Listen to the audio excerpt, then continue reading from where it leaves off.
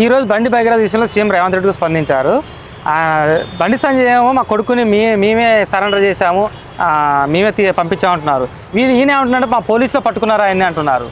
ఈ అంటే కన్ఫ్యూజన్లో ఉంది ప్రజలకి. నిజంగా బండి సంజయ్ నేనే సరెండర్, మా కొడుకుని సరెండర్ కామని చెప్పి అంటున్నాడు. దీంట్లో ఏది నమ్మాలి? అయితే మనము సరే అరెస్ట్ అయినా లేకపోతే లొంగిపోయినా ఏదైనా పెద్ద టాపిక్ కాదు. కాకపోతే వాళ్ళు అరెస్ట్ అయ్యేటప్పుడు మనం చూసినాం, ఆయనతో పాటు వాళ్ళ అడ్వకేట్లు ఇద్దరు ఉన్నారు.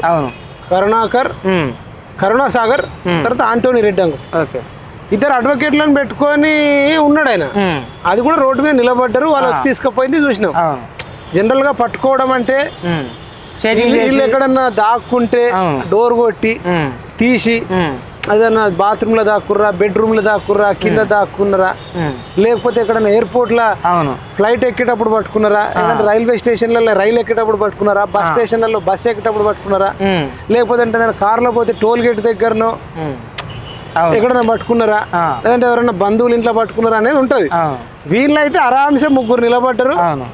అంటే మేము ఇక్కడ ఉన్నామని పోలీసు రేవంత్ రెడ్డికి ఫోన్ చేసి చెప్పారు కదా, పోలీసులకు చెప్పి ఉంటారని మేము అనుకుంటాం. మన సిచ్యువేషన్ బట్టి అయితే అడ్వకేట్లతో పాటు ఉన్నాడు అంటే లొంగిపోవడానికి వస్తారంటారు కదా. అడ్వకేట్లతో పట్టుకుని అయితే ఎవరు దాక్కోరు కదా. సిచ్యువేషన్ అయితే అట్లా అనిపిస్తుంది. ఇప్పుడు